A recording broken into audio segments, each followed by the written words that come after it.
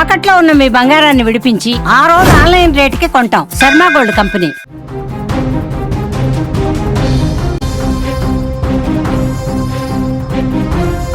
పశ్చిమాసియాలో రగులుతున్న Iran, America, Israel యుద్ధం ఇప్పుడు ప్రపంచ ఆర్థిక వ్యవస్థను ఊపిరాడకుండా చేస్తుంది.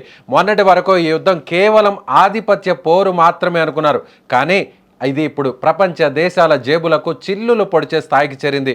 ఎప్పుడైతే అమెరికా హార్మూజ్ జలసంధిని దిగ్బంధం చేస్తామని హెచ్చరించిందో అప్పుడే గ్లోబల్ మార్కెట్లలో వణుకు మొదలైంది. నివురు గప్పిన నిప్పులా ఉన్న ఈ పరిస్థితులు ఇలాగే కొనసాగితే రాబోయే రోజుల్లో ముడి చమురు ధరలు ఎన్నడూ చూడని విధంగా $150కు చేరుకుంటాయని నిపుణులు వార్నింగ్ ఇస్తున్నారు. ఇదే జరిగితే మన ఇండియా పరిస్థితి ఏంటి? దేశంలో పెట్రోల్, డీజిల్ ధరలు ఊహించని విధంగా పెరుగుతాయా? పశ్చిమాసియాలో రగులుతున్న యుద్ధ మేఘాలు భారత ఆర్థిక వ్యవస్థపై ప్రభావం చూపిస్తాయా అంటే అవుననే సమాధానం వినిపిస్తుంది. అందుకు తగ్గట్టుగా ఒకసారి లెక్కలు చూస్తే మైండ్ బ్లాక్ అవ్వడం ఖాయం.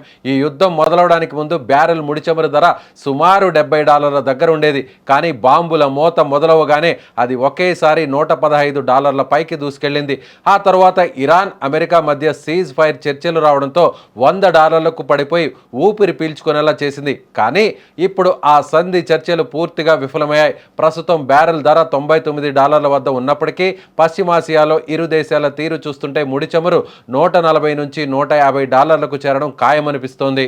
ఒకవేళ మనం అనుకున్నట్టుగానే ముడి చమురు $150కు చేరితే మన ఇండియాపై పడే ఇంపాక్ట్ మామూలుగా ఉండదు. మన దేశానికి కావలసిన చమురులో దాదాపు 85% మనం ఇతర దేశాల నుంచే దిగుమతి చేసుకుంటున్నాం. బ్యారెల్ ధర $150 టచ్ అయితే ఇండియాలో లీటర్ పెట్రోల్, డీజిల్ ధరలు ఖచ్చితంగా $130 నుంచి $150 మార్కును దాటేస్తాయి.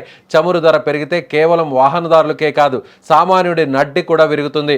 డీజిల్ రేట్లు పెరిగితే ఆటోమేటిక్గా లారీలు, గూడ్స్ రవాణా ఛార్జీలు ఆకాశాన్ని తాకుతాయి. ఉప్పు, పప్పు, కూరగాయల నుంచి మొదలు పెడితే ప్రతి నిత్యావసర వస్తు ధర బగ్గుమంటుంది.